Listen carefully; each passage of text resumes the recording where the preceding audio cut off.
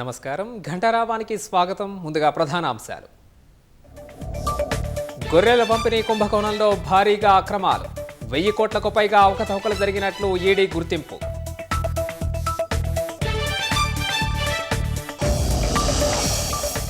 గోదావరి బనకచెర్ల ప్రాజెక్టును అడ్డుకుని తీరుతామన్న హరీష్, లోపాయికారీ ఒప్పందం వల్లే ఏపీ ప్రభుత్వం దూకుడుగా వెళ్తోందని ధ్వజం. ఓట్ల చౌర్యంపై విపక్షాల ఆరోపణల్ని ఖండించిన ఈసీ, బెదిరింపులను పట్టించుకోబోమని స్పష్టీకరణ.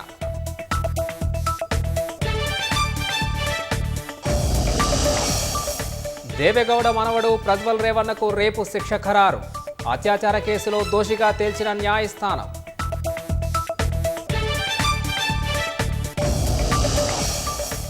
అమెరికాతో కొత్త రక్షణ ఒప్పందాలకు భారత్ విముఖత, F-35 యుద్ధ విమానాల కొనుగోలుపై ఆసక్తి చూపని మోదీ సర్కార్.